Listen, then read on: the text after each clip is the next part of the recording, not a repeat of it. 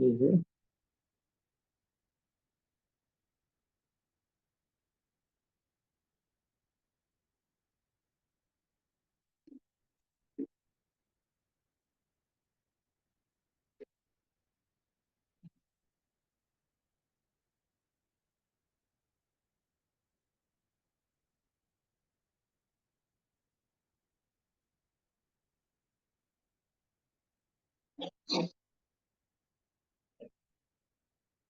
Ils ont connecté sur leur téléphone, bon.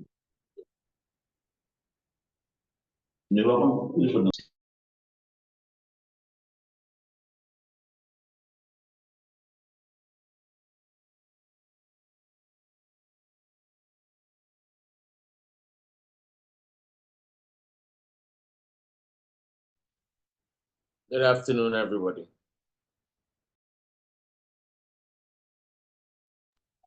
Good afternoon. Yes, greetings and good afternoon.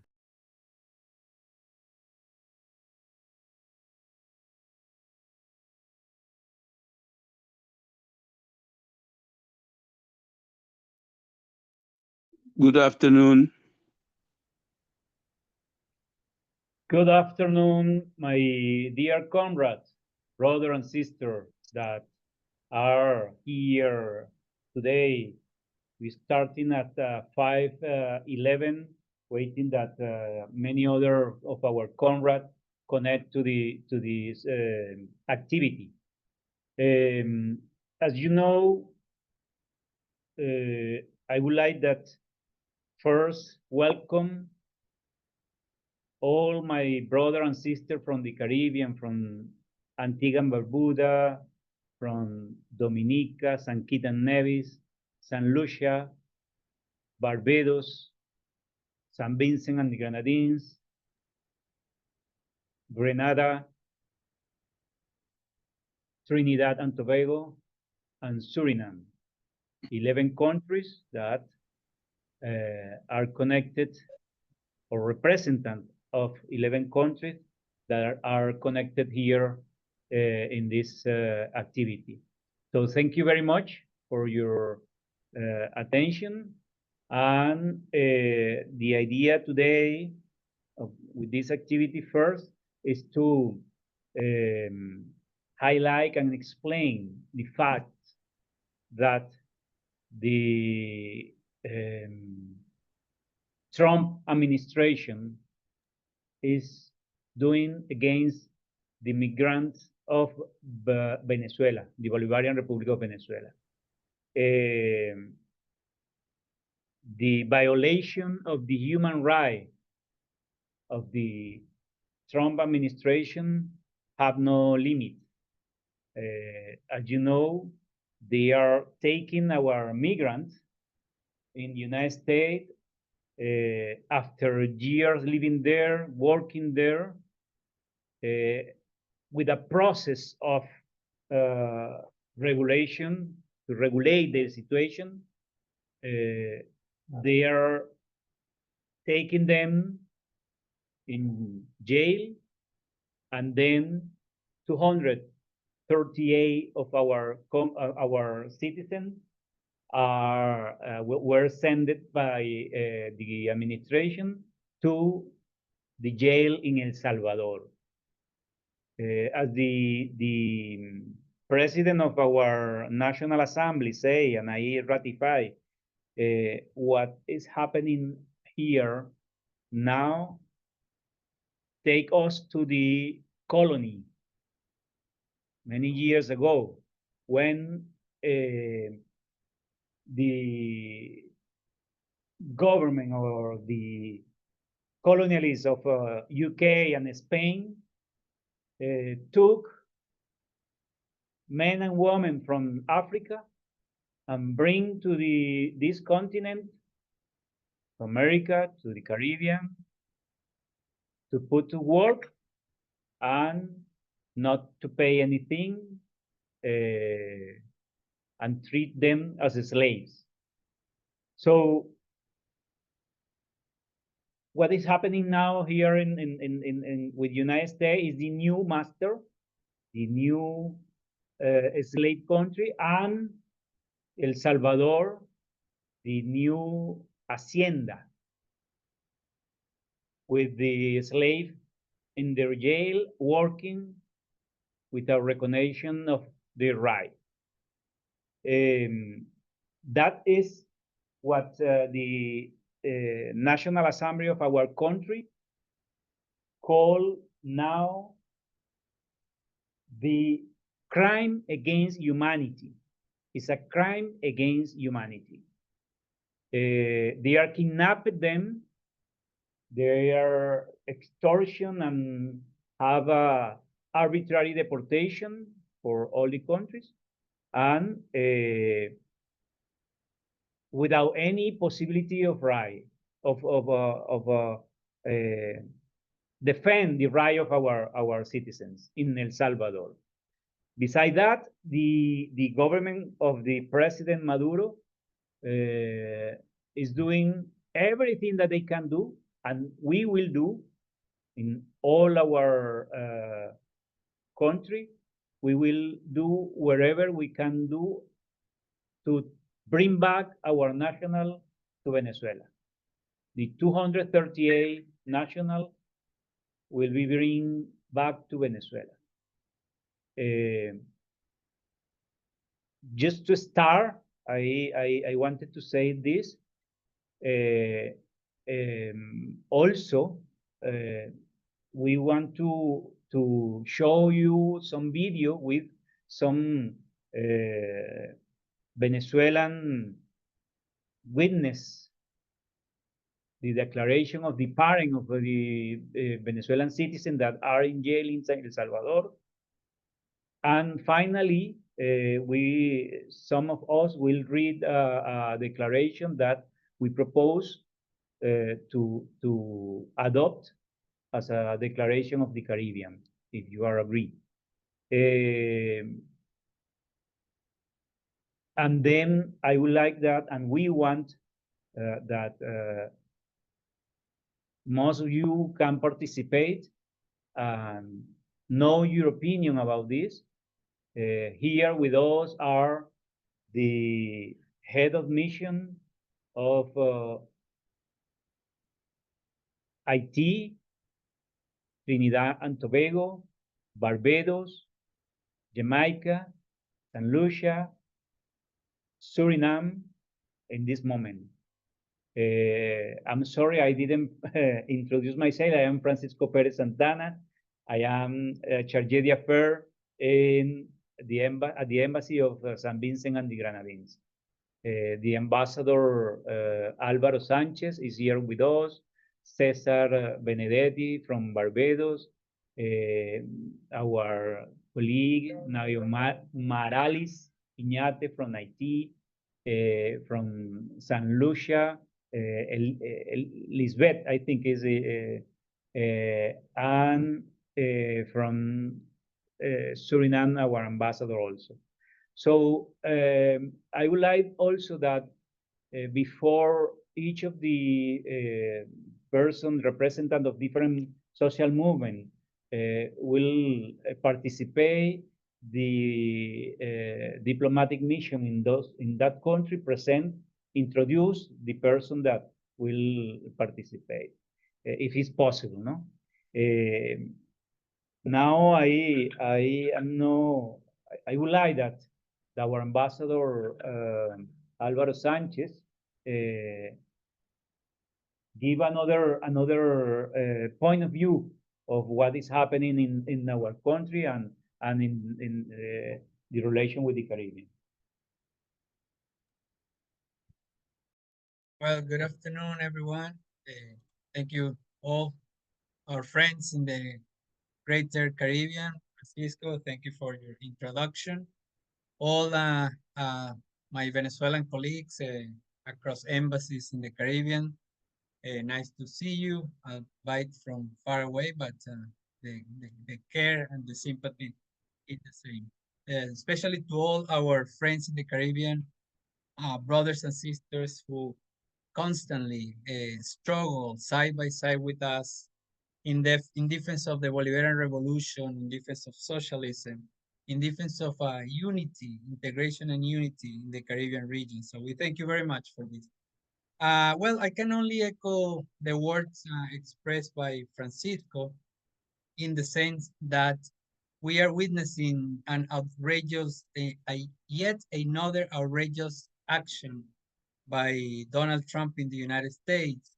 Well, this time based on an anachronic piece of legislation in the United States called the Alien Enemy Act, dating from 1798, which has only been used during World War I and World War II. Well, and back then in 1798, only 3 times.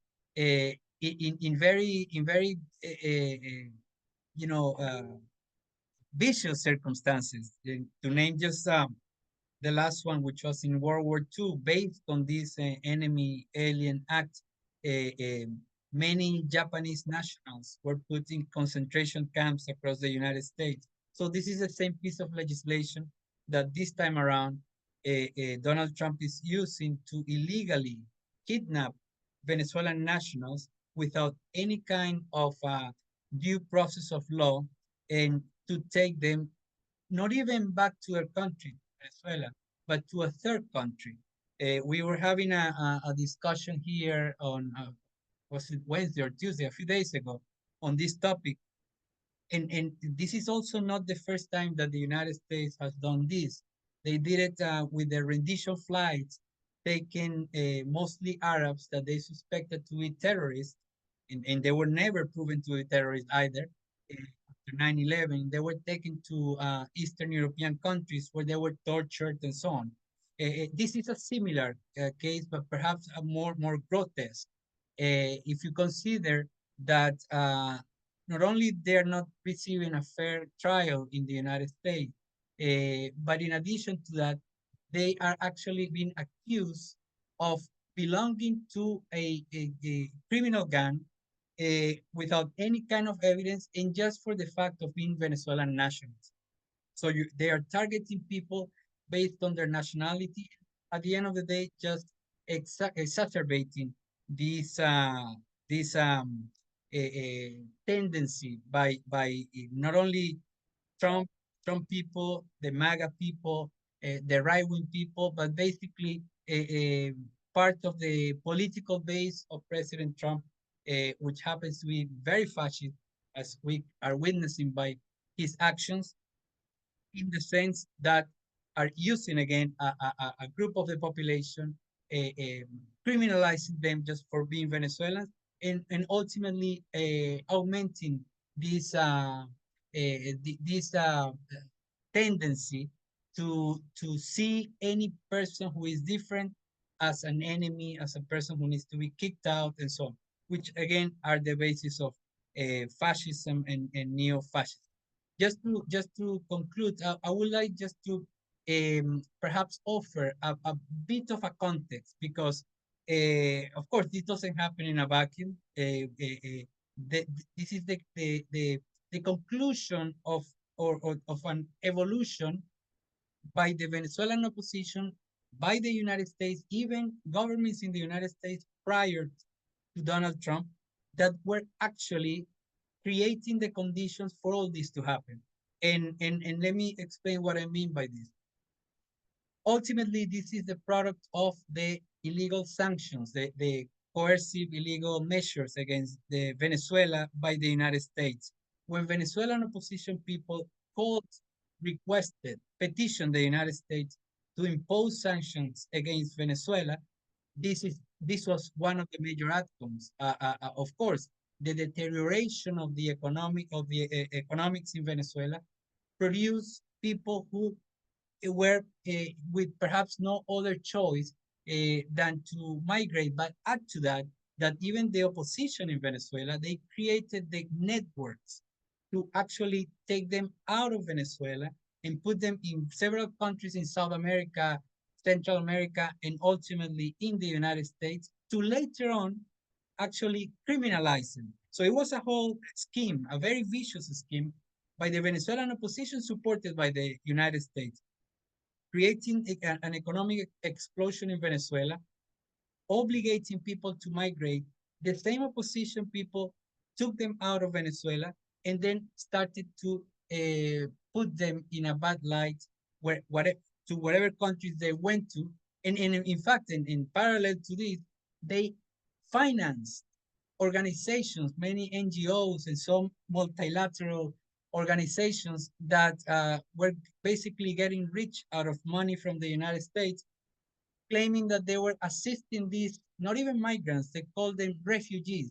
They're not refugees, obviously, but that's how they put it in a political context in order to make a whole narrative of Venezuelan nationals fleeing from a dictatorship in Venezuela, calling themselves refugees, and now they are defenseless in another country. But when situation started to change, then the narrative twisted a bit, in the sense that the same opposition people in Venezuela that created or were part of the creators of all these conditions started demonizing the very Venezuelan nationals that they kicked out of Venezuela.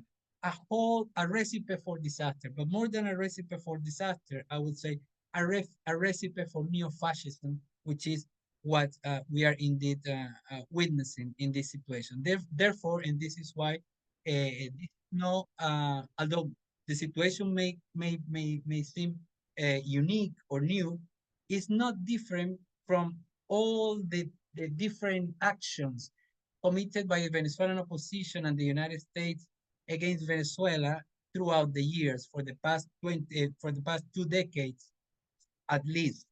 All the time that you, as brothers and sisters from the Caribbean, have been next to us, supporting us, giving us solidarity, rejecting all these atrocious and vicious actions against Venezuela, the Bolivarian Revolution, and the Venezuelan people. This is just one additional element of the many, a very important one, and one in which, as Francisco mentioned, our president of the National Assembly, as our president of the Republic, President Maduro, as all other ministers and Venezuelan authorities, our Minister of Defense, and everyone have condemned and said very, very directly that we as a government will not stop until we have our connationals, our national Venezuelan nationals who are kidnapped and illegally in a security prison in El Salvador, brought back to Venezuela. And of course, for that, as Francisco said, we definitely need your assistance, your support, and your continuous solidarity. Thank you very much.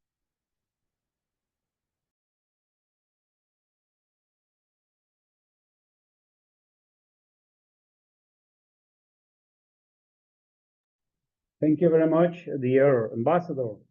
And I can see here some friend, David Denny and John from Barbados. Thank you very much. And also from St. Vincent, Adrian Odell, Laura are here. You know, if Mike also is here, and Mohammed also. Well, effectively, this is something that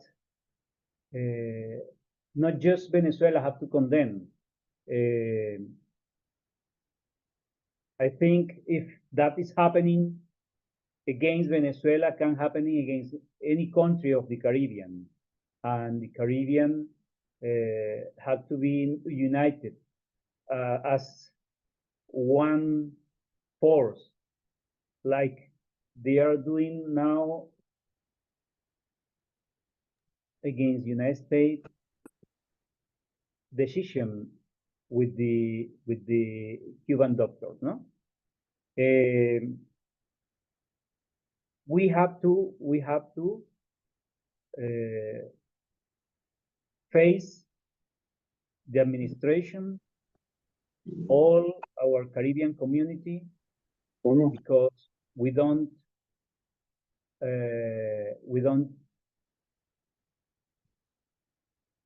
think that the United States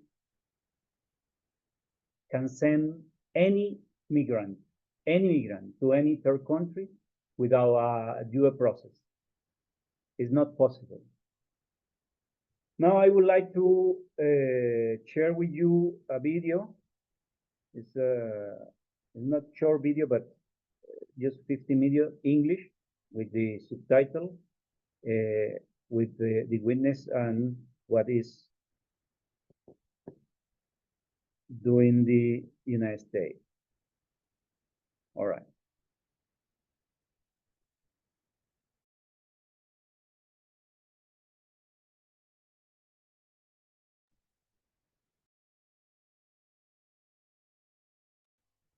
No, you don't know? All right, just a minute. We tested before, and now I don't know what happened.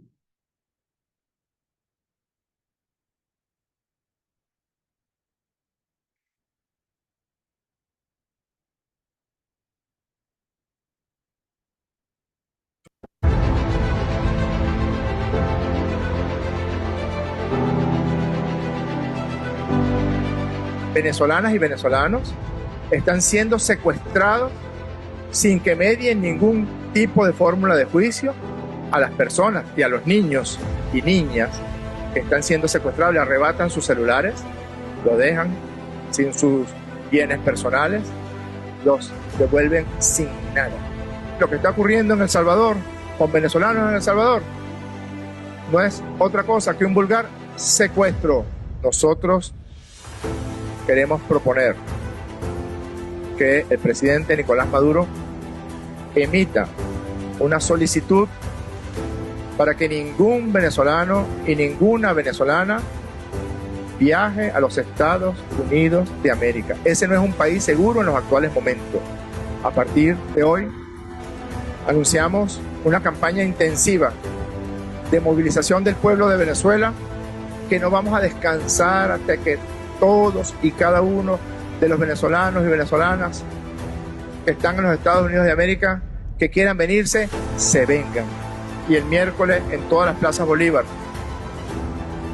con la campaña Venezuela, Dignidad Siempre, iniciaremos un proceso de recolección de firmas de todas y de todos, independientemente incluso de que usted no tenga posición y opinión política. Aun cuando sea opositor o sea chavista, usted es venezolano principalmente.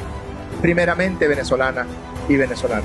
Le pedimos a los migrantes venezolanos, a las migrantes venezolanas, que a través de esta página de Instagram, Migrantes en, se registren para iniciar el proceso de cuidado, de resguardo, de atención, de representación jurídica y de regreso a su patria a través del plan Vuelta a la Patria. Pondremos a su disposición toda la fuerza que el Estado venezolano tiene para que ustedes puedan regresar a la dignidad, a la vida plena y a la libertad que vivimos en Venezuela. Muchas gracias a todas y a todos.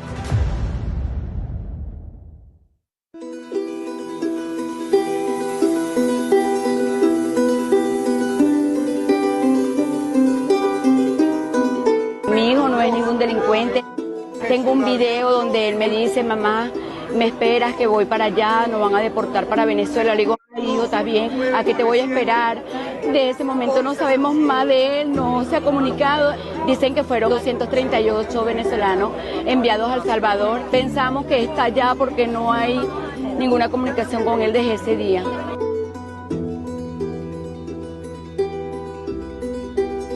Soy la mamá de este hermoso muchacho, que su nombre es Ikeider Peñalosa Chirino. Lo queremos de vuelta aquí en Venezuela, que él no es ningún terrorista.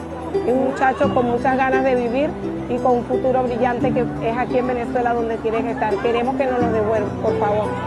Él es un niño que el 7 de noviembre cumplió 18 años. Se lo llevaron del apartamento donde estaba grabando un video musical con su grupo de amigos y no supimos de él hasta el día viernes, que dijo que lo iban a deportar para el país. Sin embargo, no llegó y le digo a Bukele: devuélvenos. Mi presidente Maduro te está diciendo que se lo devuelva, que ellos son hijos de esta patria, hijos de Venezuela. Esa llamada ley, que no es una ley, reproduce exactamente lo que los nazis hicieron. Y para mayor colmo de los colmos, ahora se los vendieron para que Nayib Bukele los utilice como mano de obra esclava. Eso viola todas las leyes internacionales. Volvemos a los tiempos de la esclavitud. El pasado día viernes, Venezuela, por orden del presidente Nicolás Maduro, iba a mandar un avión a Texas a buscar a las venezolanas y a los venezolanos que íbamos a recuperar en el marco del plan Vuelta a la Patria. Y el mal tiempo impidió que los aviones aterrizaran. Y eso lo aprovecharon los fascistas para agarrar a los muchachos y a las muchachas, meterlos en otro avión y llevarlos para El Salvador al campo de concentración de Bukele. Aquí decimos, es un secuestro.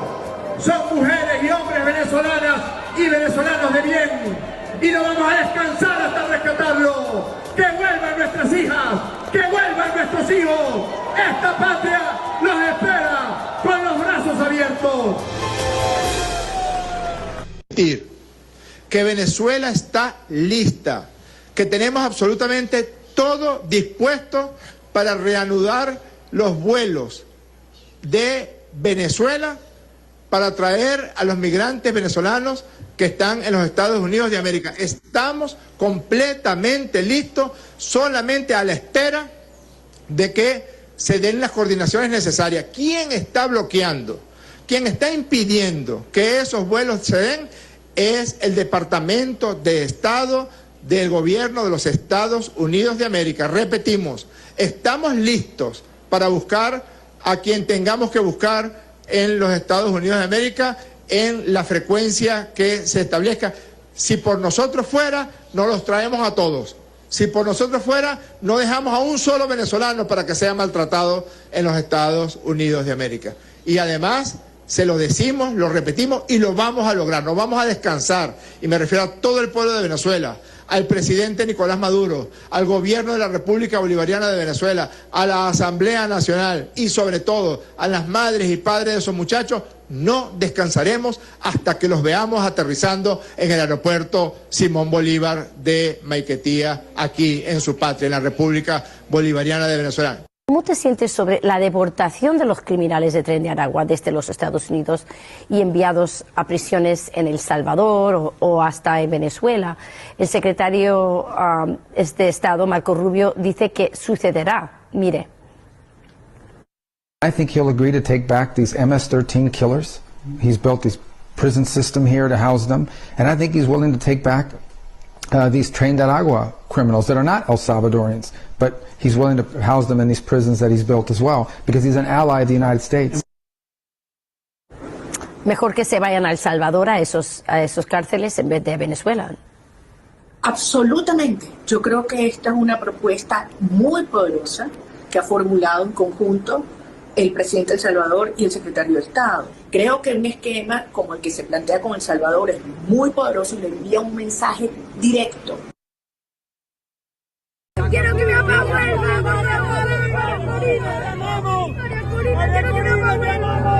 Créanme que me quedo sin voz, sin aliento, cuando un niño me pide, María Corina, tráeme a mi mamá.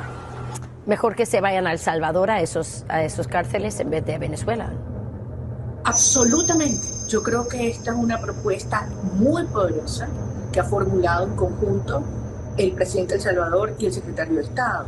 Creo que un esquema como el que se plantea con El Salvador es muy poderoso y le envía un mensaje directo que lo que le espera no es la impunidad de regresar a Venezuela, sino la justicia más severa en los Estados Unidos o en un tercer país.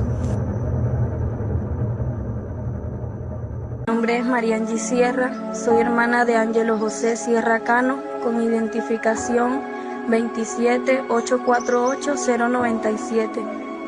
Mi hermano es uno de los muchachos que fue deportado desde los Estados Unidos hacia El Salvador, deportado injustamente, engañados.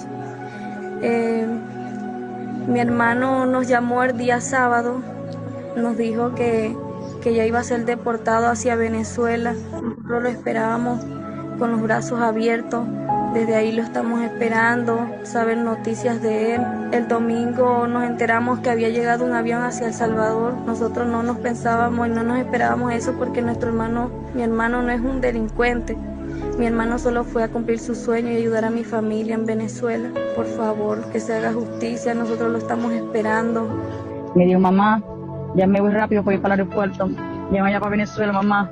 Él estaba contento. Yo, gracias a Dios mío, te van a liberar para Venezuela, mi amor, decía yo.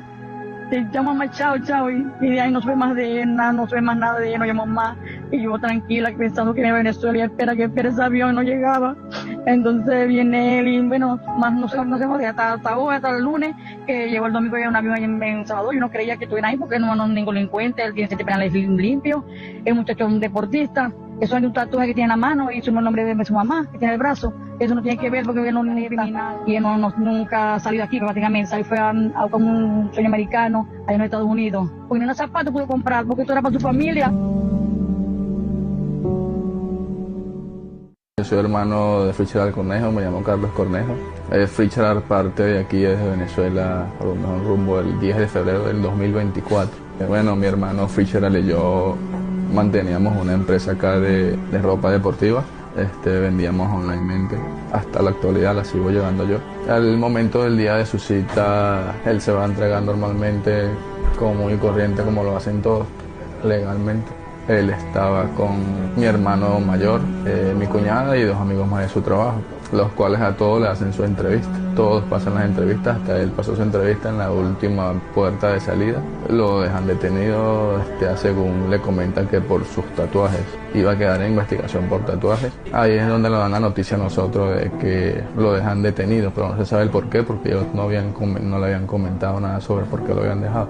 Al otro día él se comunica con mi hermano, mi hermana y su pareja. Nos informa que lo habían dejado, que no sabe qué tiempo lo iban a dejar ahí detenido. Bueno, nos enteramos de que su tercer juicio no se le pudo hacer ya que fue deportado injustamente. No sabíamos nada de él desde el día sábado 15 que nos hace la última llamada que lo iban a deportar hacia acá, hacia Venezuela, la cual nunca pasó.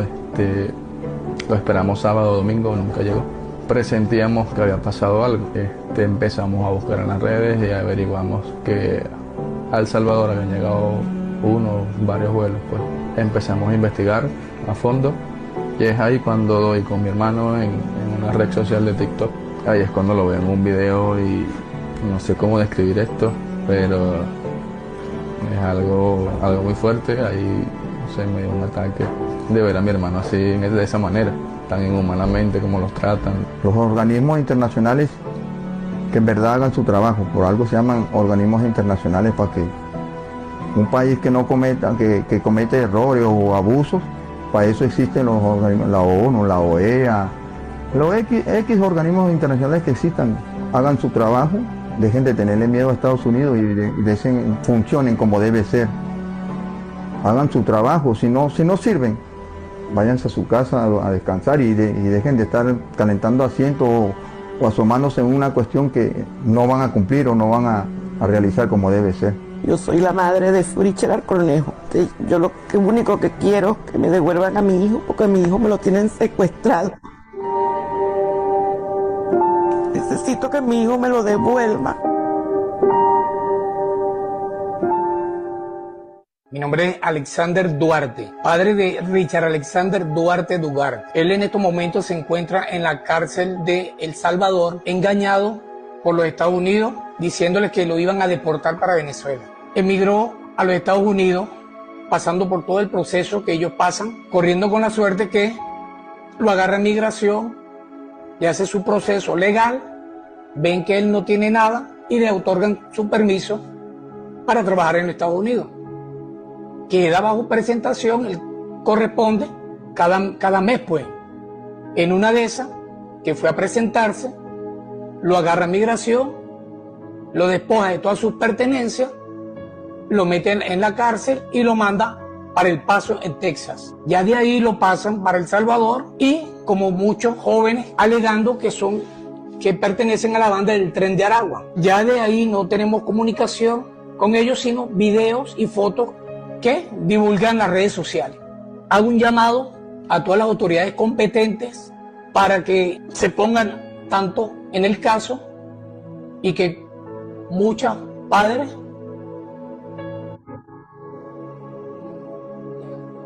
Mi nombre es Luis Duarte, tío de Richard Duarte. Estamos conscientes de que el gobierno nacional está haciendo lo humanamente posible para repatriar a nuestros muchachos. El caso de mi sobrino, donde me aboco, un muchacho trabajador, honesto, muchacho sano, y lo extrañamos y queremos que pronto esté con nosotros. Que Dios te bendiga y que cumplas muchos años, hoy que estás cumpliendo años.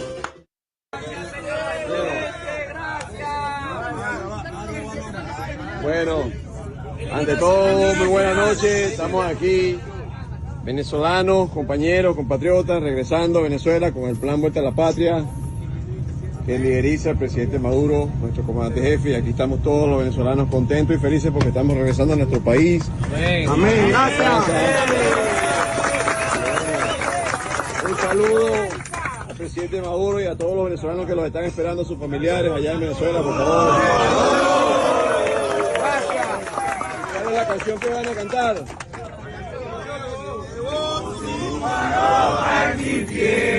Llevo otro en el corazón, llevo en mi sangre la espuma del mar y tu horizonte mis ojos. No he vivido el cielo ni el nido al turpial, solo el viento y el pie. Y aquí no cantan. Una mujer.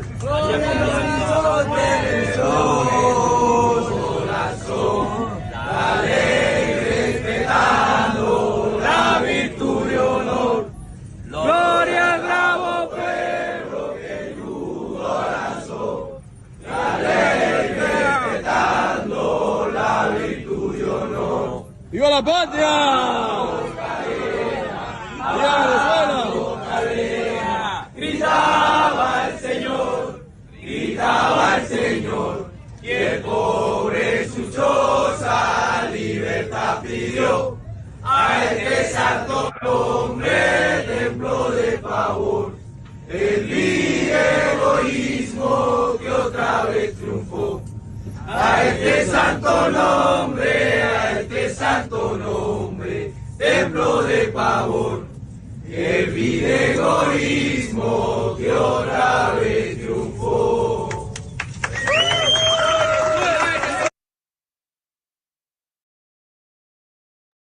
Well, Conrad, that is the video.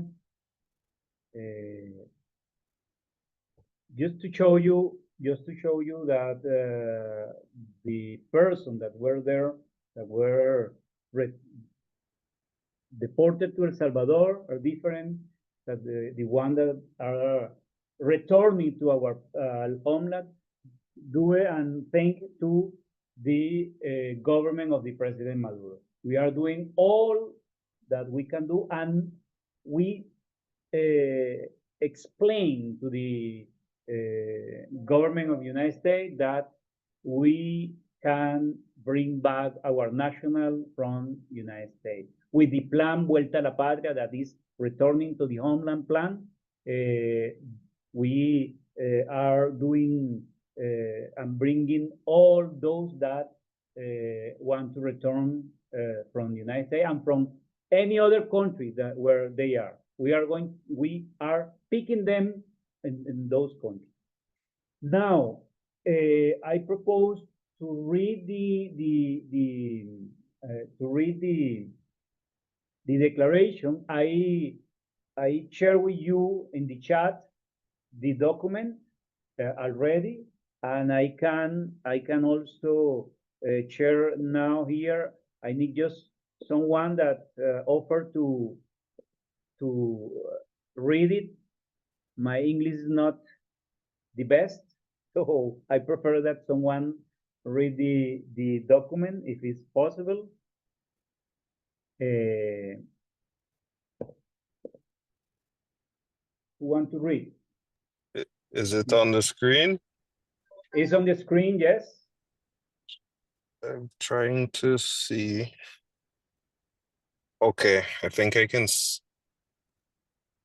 don't know where it went. I just saw it. I don't know. I'm seeing everybody's face. I'm not seeing the document. No problem. Everybody is Sorry. listening to you and watching the and I'm seeing seeing the the document. document. I can read if you want. Sorry? Yeah, I'll let someone else read. I'm not seeing it. I'm seeing All everybody. right. I can read. If you can hear me, I can read. Yeah, Brian, we can, Brian, we can listen to you. Okay, yes. Can read So now. the title reads Caribbean Revolutionary Declaration Against Imperialist Terror of Deportation and for the Release of All Migrants.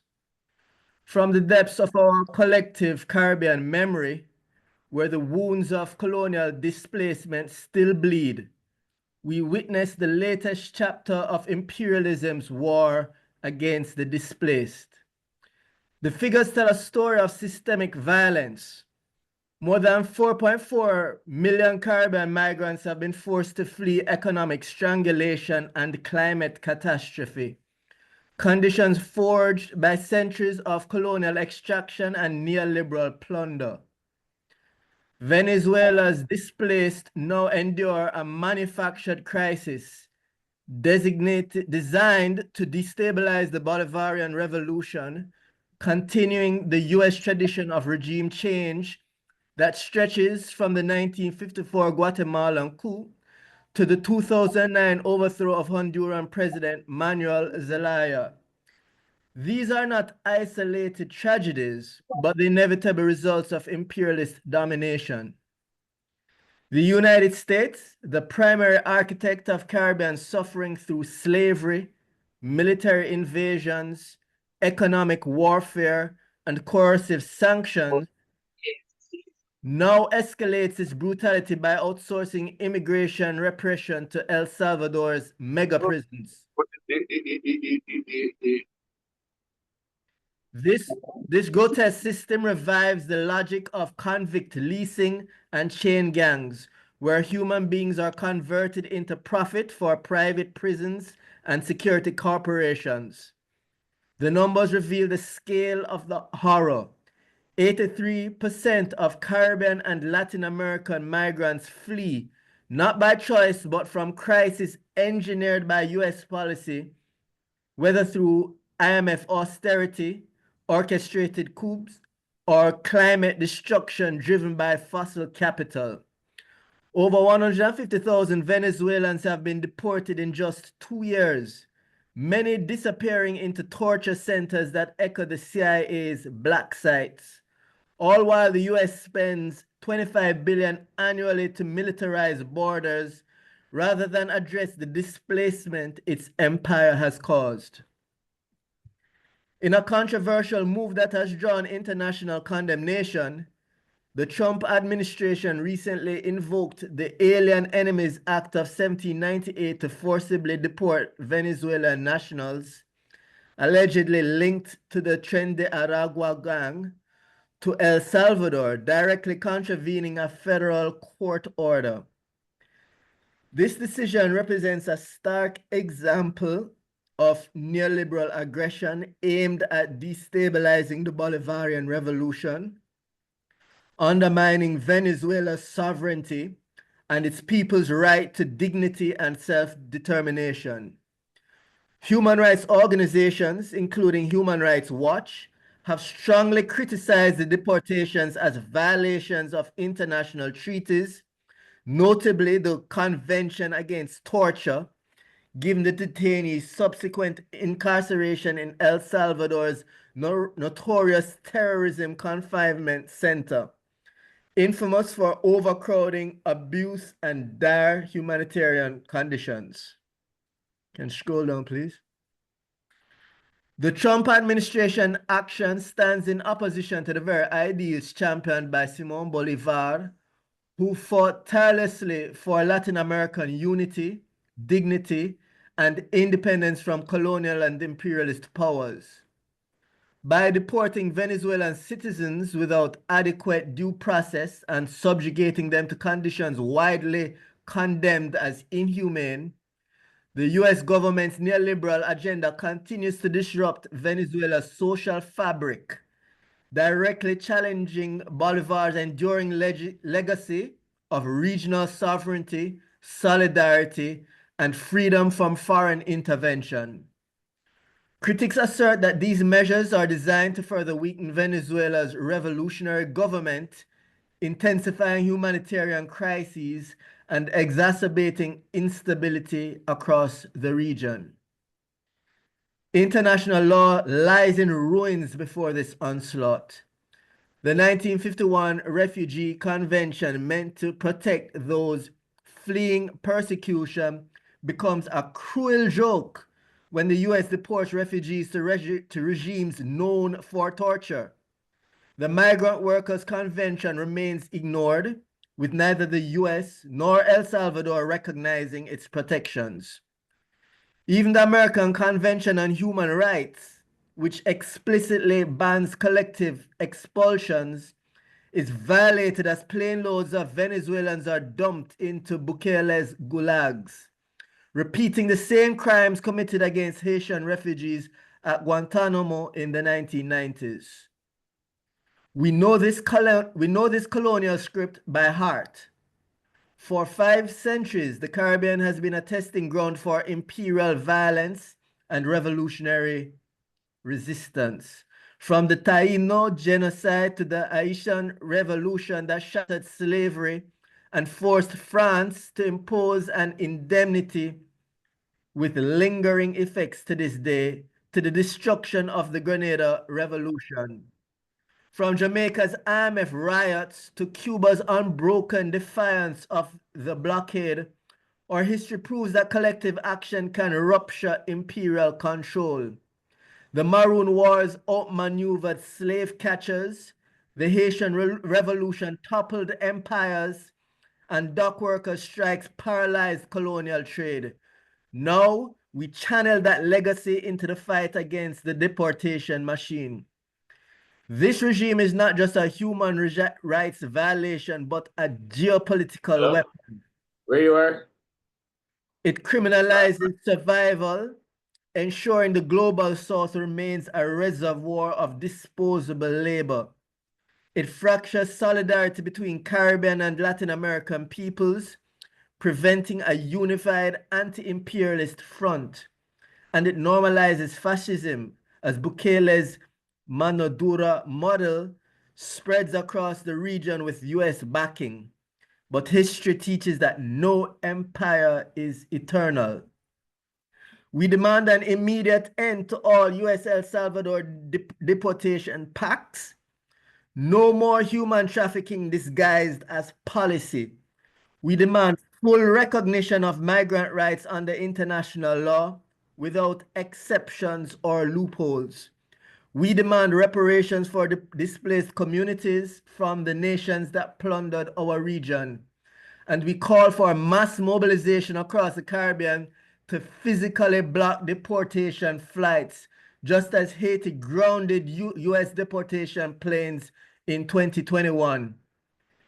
The border regime believes it operates with impunity, but we remember what they have forgotten, that Caribbean peoples have always been the architects of their own liberation.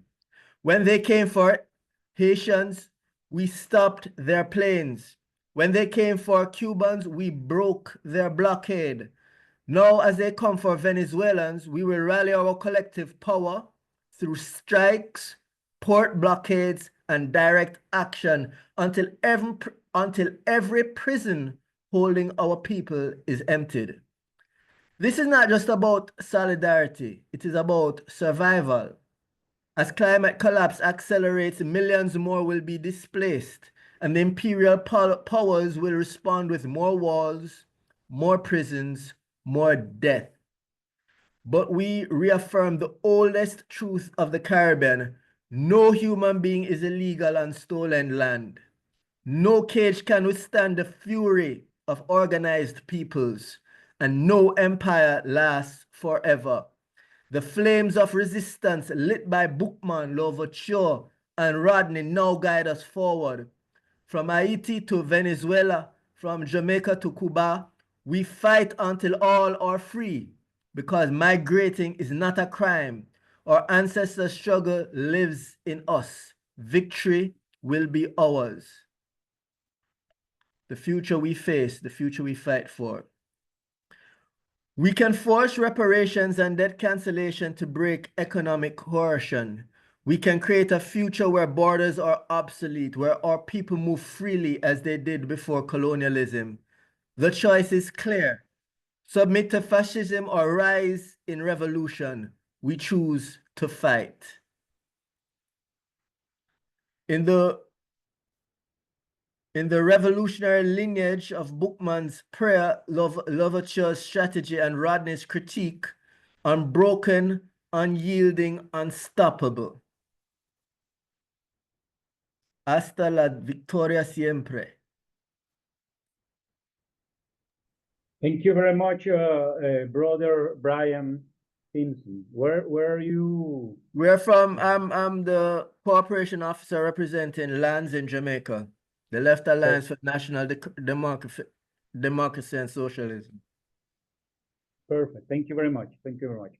Well, now I propose that open the floor for every brother and sister that want to participate and give the opinion and see if we adopt the declaration or not, or it's open the, please raise your hand and we'll open the mic. Not all at the same time, please.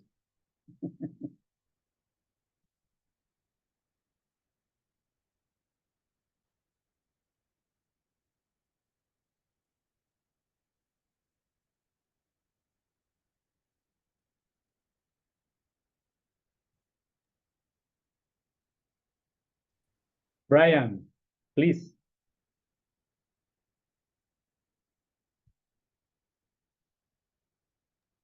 Oh no, I was just expressing solidarity with the declaration. That's all I was doing. Thank you very much. And I would like to join Brian by saying that we in Barbados, in the Caribbean Move for Peace and Integration, we support the declaration, the Friends of Venezuela Solidarity Committee here in Barbados, and the Barbados Cuban Friendship Association. All of us support the declaration. Thank you. Thank you very much, my brother David Denny. Adrian Odell from Yes, good evening. Good evening. I would also like to express my solidarity with the people of Venezuela, and I would like to urge all our brothers and sisters and our comrades to also rally with us, because we have to be unified and we cannot allow Trump's administration to single-handedly rule the entire world and to do what he feels like. So I encourage all my brothers and sisters to stand with us so that we can correct this wrong. And if we don't stand together, we will fall. And we need the unity. Right. Thank you very much, Adrian. Donald Mond from Haití. Okay, je suis avec vous. Angeline Flores, hello. Trevor Brown, I'm reading the chat now. Greeting from Jamaica, greeting from Barbados, David Denny, Solidarity SDG, Laura Stephenson, greeting from Solidarity SDG. Jennifer Croin, greeting from Surinam, Venceremos. Greeting from Jamaica, Brian Simpson, Donald Jean Haiti, greeting from Haiti. From San Lucia, I'm Adrian Odell, can we approach Salvador? And Akil, if I feel, I am hoping so, and that they rise their rule in their tragedy. Hopefully they can change course and do what it is right for all. So what is the plan? What can we do? Interested, Jennifer Cronin. Adrian, I'm not sure how to raise my hand. All right. Pilar Voltaire, buenas noches, el todo mundo. Right. Who other want to express their opinion? Jennifer, of course, from Surinam. Open your mic, please. Okay, now. Hello, everyone. Thank you very much for this opportunity and all solidarity with the people of Venezuela, especially in this case. I have a very short a note which I would like to read. If I may have the opportunity. It was heartfelt to see the video. Thank you so much. I think, first of all, if it's possible that we could share this globally within our network. For sure, Venceremos is a voluntary group for humanitarian cases like this. And we would really like to share it with all our members, and if they could help share so that the awareness is made huge, and that people could see what is actually happening, that it is not only about what the West is stating, criminalizing people, innocent people. So thank you for if we can get the opportunity. Also, another point I would like to make by watching this or participating in this meeting is that I was able to make a comparison. Sorry, Jennifer, your mic is mute again. All right, now. Also, the second point, besides, I was requesting if we could share the video, if we could get the opportunity after this meeting to share this on social media within our network, so that we could make the awareness globally and help Venezuelans to spread the truth. I think that is very important. Secondly, when I was watching the video, also by studying these cases, I can see a comparison with the period of the Holocaust, the Second World War. So for me, I am wondering that after the Second World War and all international treaties, how can we still accept that the United States is putting itself in the position as during the Second World War, during the Holocaust? This is really like the period of the genocide, that you see similarities of how the Trump administration is addressing the Venezuelans, and who, even if they were criminals, have rights, and they should follow these international laws. I think who's policing the police at this moment? If they pretend to be for peace and respect the democracy, then they should know that even a prisoner has rights. And if I see that people in individual cases have presented that maybe their loved ones were wrongly imprisoned, they do have the rights to a lawyer, to an attorney, and to the attorney to their families. So therefore, I would like to make a very short statement that Venceremos is asking the global community to address all regulatory, law enforcement, and legislative bodies of the United States and all international forum in the interest of the Venezuelans, especially the 238 who are now in prison in El Salvador, and we request that they resolve this case. Therefore, we also confirm that we are behind your statement and that we support and sustain Venezuela for always, for siempre. Venceremos. Thank you.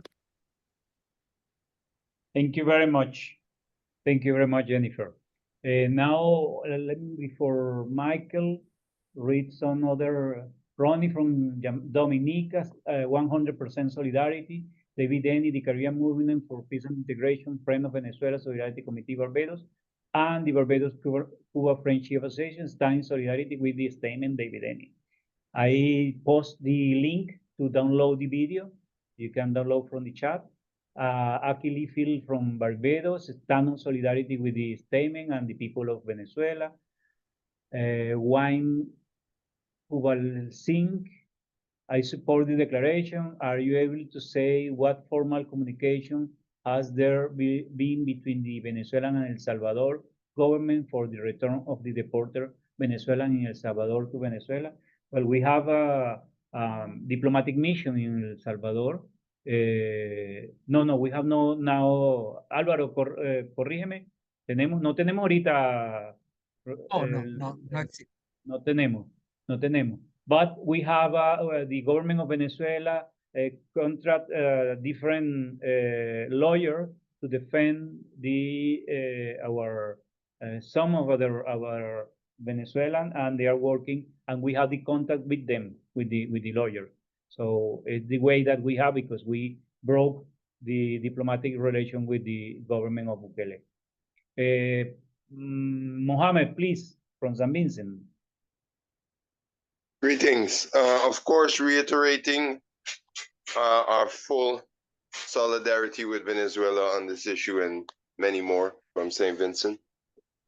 2 points that are somewhat linked. First, it is important to understand the new dynamic that America is in right now.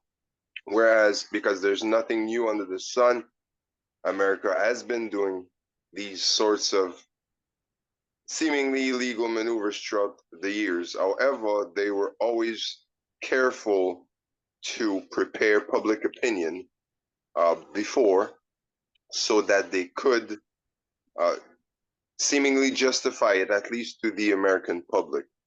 Whether we think about Grenada going in under the guise of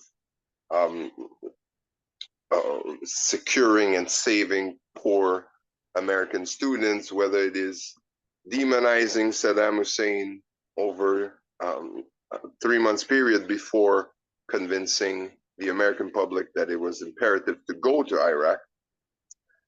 This is no longer the case. This administration, and it is not only Trump, it's a whole group of people. This administration no longer cares about preparing or convincing the public opinion. And so all these international treaties and tribunals and conventions are not factored in their decision-making process, nor do they care to be bothered with them.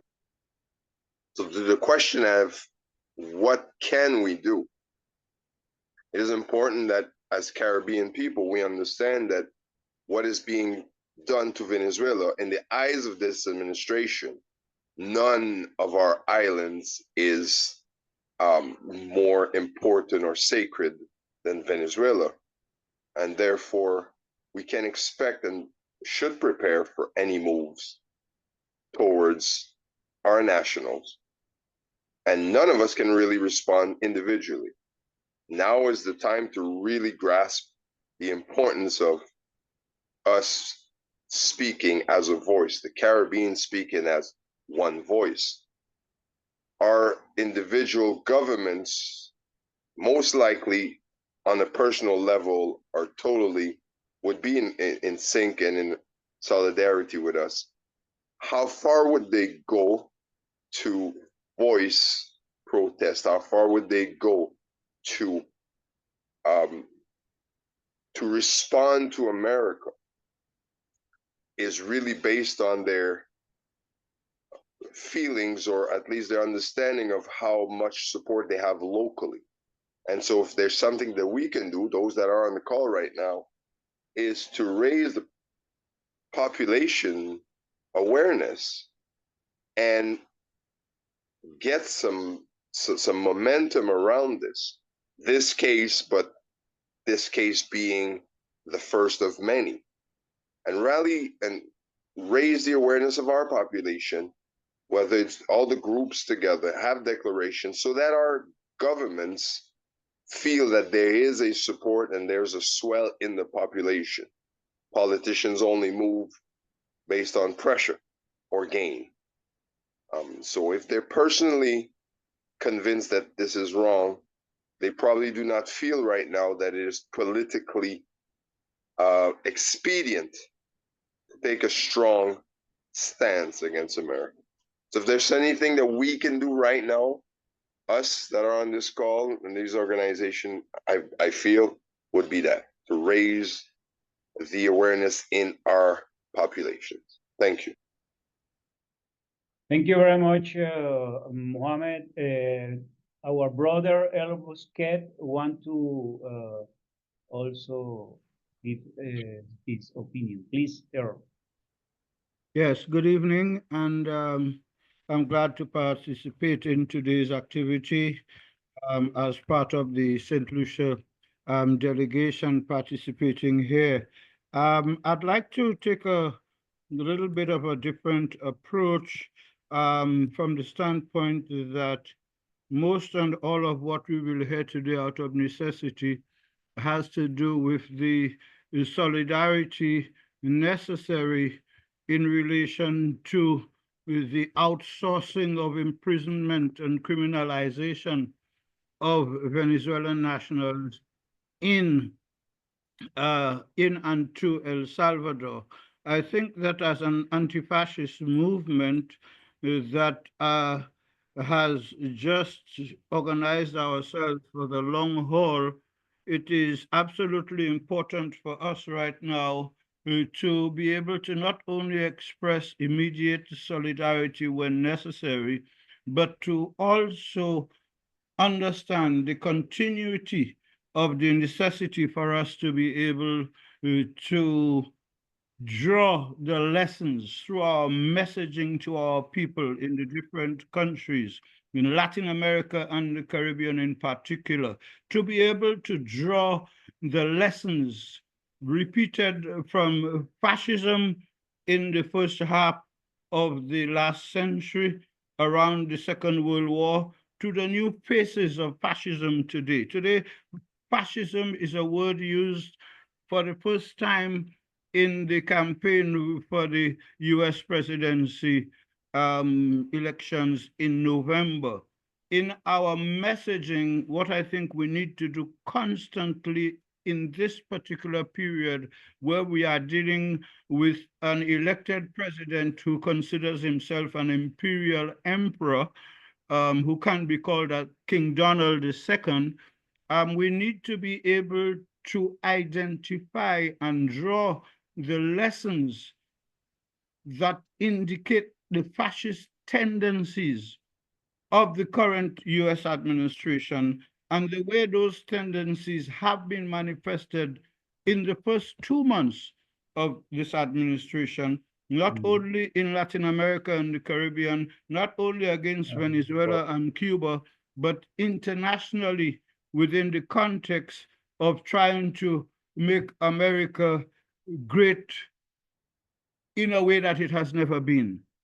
And therefore, it is in that context that I would urge that I have in fact written a document which is 3,500 words long for this activity, which I will post to the administrators for circulation to our membership, and it is entitled "The New Face, Fascism's New Face," and that is important for us to be able to point out to our people, young and old, particularly in the English-speaking Caribbean, who do not have that historical understanding of the presence and effect of fascism in Latin American states from Argentina to Brazil to Chile.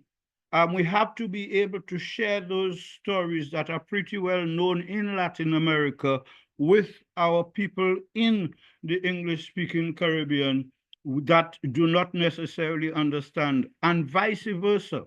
We in the Caribbean have to be able to share with our colleagues in Venezuela, Cuba, and Latin America generally the examples, the few but very important examples that we have had of fascist and Nazi-type activity and relations in the English-speaking Caribbean, whether we want to talk about the first terrorist attack against the Cuban airline in Barbados in 1976, or the visit to Grenada in 1978 by the Esmeralda, which was the flagship of the Chilean Navy under the then dictator Pinochet, which was also a prison for Latin Americans and Chilean revolutionaries. We have to be able to share those stories, including the effort to set up a fascist administration in Dominica under the Patrick John administration. So we have to be able to share those stories between Latin America and the Caribbean, between the English and Spanish and French and Dutch speaking regions that have been divided historically, but who today can find our voices and to make our voices be heard loud enough. I well understand that we have a very crowded workplace today, and I'm glad to have been able to participate. Like I said, I have a 3,500 word document prepared for this activity, but which outlines most of what I have been saying and offers examples of how we can improve our messaging by being better messengers of the messages that are coming from the current Trump administration and its activities in its first 2 months. So thanks for your attention, and is looking forward to not only fruitful and satisfactory resolution of the present crises, but continuity, eternal continuity in our efforts to expose fascism in its old and new faces, not only in Latin America and the Caribbean, but around the world, so that our people could get real life pictures and examples of what used to be and what exists now. Thank you very much. Thank you, Brother El Busquet from San Lucia, and I'm 100% agree with your work and your. I'm sure your 300 something pages that you write. Reading some other message, Les Rowe William from San Kitts and Nevis. All human beings have human rights, and those rights should never be violated. All human beings should be protected by the law. In the absence of this, I express solidarity with Venezuela. David Denny, please WhatsApp or email us the statement. I already did it by WhatsApp. Delvin Spirit, I am in solidarity with Venezuela. Donald Monder, sorry for my French. Cette conférence es très importante. I don't know if I say good. James Nye, I am from the Leonard Team Hector Memorial Committee and also the Reparation Support Commission in Antigua and Barbuda. The point made in this resolution are exactly what we have discussed. It is important to emphasize that conditions created by U.S. imperialism are responsible for the high level of migration of our people to the USA, and that if this unjust and outrageous treatment is not strongly opposed and condemned, all our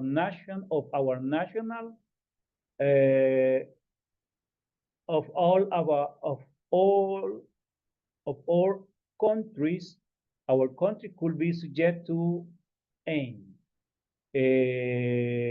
John Tifas, brother John Tifas Howell from Barbados, greeting my revolutionary sister and brother. It is unfortunate that we have to meet to discuss these horrors that are instituted by US. I am in support of everything that was said in this Zoom meeting. We will have gone through colonialism, imperialism, say slavery. We will have worked together to overcome these atrocities, and we will work together with the people of Venezuela to overcome the challenge that they face. Solidarity, Laura Stephenson. Let us raise our voice in solidarity against this human act against our brother and sister in Venezuela. Let us not stand idle by in silence, giving Trump and his administration any thought that we, the people in our masses solidarity group, government of the Caribbean, city, society, and friend and well-wishers are afraid take action. The time is now. The place is here. Power and war to eradicate wickedness against humanity. Whether it might be Trump administration, white supremacy, the Malvinas, out Argentina, all our oppressed people. Viva solidarity amongst our people. Trevor Brown, for those of us who have read the history of the Hitler Third Reich, a common thread with the Trump too is the racism and xenophobic approach by both leaders. It is largely xenophobic and racist that has been central to their brutality. Jennifer Cron agreed totally, brother Air. Donaldo Jan, Haiti. My name is Donaldo Jan. I come from Haiti. I categorically reject the kidnapping and illegal transfer of Venezuelan, Haitian, Cuban, Salvadorian migrants. It is a grave violation for humanity and for human rights. These actions are fascist and racist policy, which are an affront to humanity and must be condemned by international community. Katiana Duverneau Ocias. I am from Haiti, the representative of the university woman sector. We share solidarity with the people of Venezuela and especially the woman and girl of this country. Brian Simpson, Brother Earl, looking forward to reading your piece, Fascism New Phase. Bouquet, St. Lucia, stand in full support of the revolution and will post the special paper I prepared to the platform administrator for circulation. Brittany Williams, you raise your hand, please. The mic is yours. Brittany Williams, no? I don't know if our brother Cliff Scott want to give some word or any of our diplomatic head of mission, ambassadors. Brittany, you are here with us now? Your mic?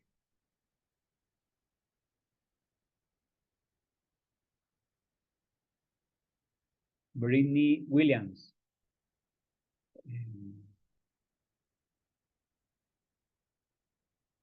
There have to be some problem, maybe. Brother Right, Ambassador. Brown. Yes, Yes, brother Trevor. Ambassador. I For me- will Yes. follow. I will Yes, follow briefly. Brittany, just 1 minute, please. After Trevor. Okay, Trevor. Yes, my internet is very spotty. So I figure that the least that I have with video and so on, it will give me a better chance of just expressing what I have to. And it will be very brief. But to continue on a path that my brother Earl has raised, which is the 21st century version of fascism, or new fascism as we'd call it.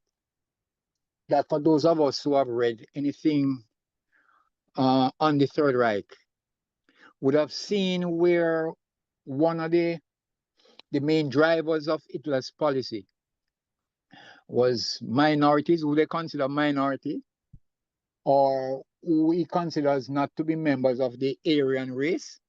So in this instance with Trump, they would consider people who are non-white to be their enemies. So look at who is at the receiving end of that brutality right now. Does it reflect on who are the people that are being sent to Guantanamo Bay, to send to the Gulag, Bikele Gulags, and other places? It's people that look like us. And if you look in mainland America, all of the issues that relates to people of color, the Black Lives Matter, all the organizations or signs that strengthens them as equal, as human beings, are under threat. So I have not seen that kind of a discourse being raised. I don't know if people are afraid of the fact that they don't want to call, because it's kind of sensitive when race is being raised in this kind of way. But it's very, very clear for those who have been following the new Trump administration that we call Trump 2, that people of color, the non-white people, are at the receiving end of most of the brutality and most of the kind of indecent conduct that is being unleashed from the empire. So those are my brief comments. Thank you very much, Brother Trevor. Please, Brittany Williams is the name that appear here, the person that raised the hand. Hello? Yes. I am Peter. I'm using this phone because my phone was given some problems, Mr. Ambassador. Carrasquero here. Your name? Peter Carrasquero. All right. So I'm calling to express my total solidarity with the people of Venezuela, the revolution in Venezuela. And I would like for us to hasten to organize the anti-fascist organization in Trinidad so that we'll be able to expose in a real way the American imperialist penetration and oppression of the people of the Caribbean. The threats that they're trying to intimidate us with. Trump seems to be a bully, and we have to be strong in his face. So I'm expressing my total solidarity, and I'm looking forward very soon to meeting you, Mr. Ambassador, to organize the anti-fascist movement in Trinidad. All right. Thank you very much. Let me clarify, this is not an activity organized by myself. It's involve all our diplomatic mission in the Caribbean. Álvaro, Naomari, Carmen, Jose, Jorge, Jose Moro, all of us, and Ayerin, Leif, all our ambassadors were involved in this activity, and I would like to thank to all of you for do possible this activity. I don't know if any of the head of mission or ambassador want to add something before closing, or see if anybody else want to add something.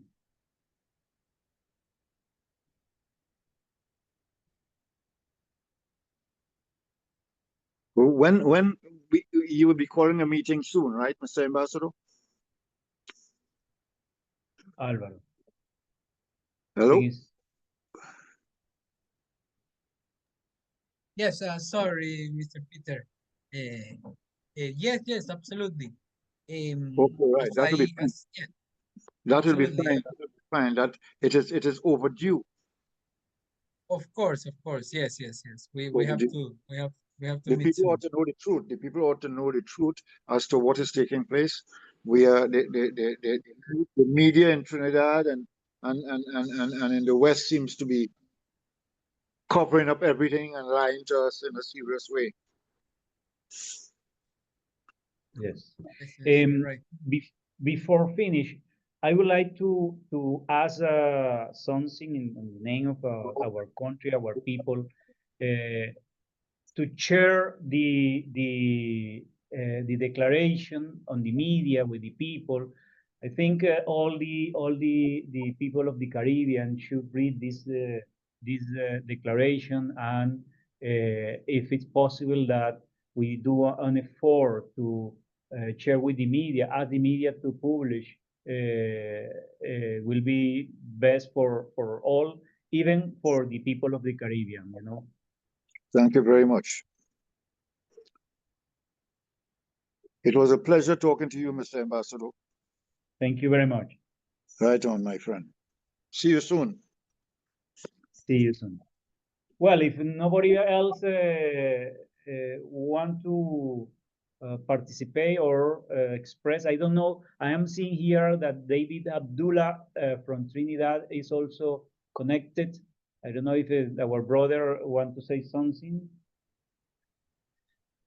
Thank you very much. Yes, I mean, I've been listening very carefully to everything that has been said. Solidarity greetings on behalf of the Movement for Social Justice, the MSG of Trinidad and Tobago. We will continue to express solidarity and articulate what U.S. imperialism is doing. I just had a very long op-ed in the Trinidad Express 2 days ago, on Wednesday. Today is what, Thursday? It appeared yesterday in yesterday's Express, which is one of the main newspapers in Trinidad, which identified a number of the issues. I didn't specifically address the kidnapping of the Venezuelans and their rendition to El Salvador, but I did address the general approach of U.S. imperialism and how that impacts on CARICOM-U.S. relations. And this was in advance of the meeting that took place yesterday of the Secretary of State, Rubio, who's a Gosano, in Jamaica with a number of CARICOM heads. And of course, he's meeting with other CARICOM heads, as Guyana and Surinam. So it's very important that that we have voices raised, as has been said. We had a program on Tuesday evening, Tuesday Talk with MSJ, and our comrade Bousquet was on that. And excerpts of that appeared on one of the television stations last night in Trinidad. So we will continue to do what we can to raise consciousness and to share information here in Trinidad and Tobago. And through the Assembly of Caribbean People as well, we are having a webinar on Saturday. A number of comrades will be aware of that, and we invite people, sorry, not this Saturday, Saturday the 5th of April at 2 o'clock Trinidad and Tobago time. And we invite comrades to join that webinar because we are identifying many of the issues around imperialism and colonialism and how that impacts the entire region at this point in time. So we all need to participate in the various efforts and share the information that we generate with wider and wider networks. Thank you very much. Thank you very much, Brother David Abdullah. Vladina Blanc, I am Vladina Blanc. I am from Haití. I represent Vallajonde Relief Association. I share all my solidarity with the people of Venezuela together with R1. On behalf of the Minister of Foreign Affairs of Venezuela, Ivan Gil, and the Vice Minister for the Caribbean, Raul Licausi, I would like to express our gratitude, our solidarity, all the best for the people of the Caribbean, noble and beautiful people of the Caribbean countries, the Eastern Caribbean, and all the Caribbean. And I hope that we can keep in touch with this in this way, discussing any other issue that the Caribbean have. Vice Minister Raul Licausi couldn't be with us in this opportunity. He's attending other issues, and but we are here all is the representative in each country. So thank you very much to all for your presence and your opinion and your solidarity. Thank you.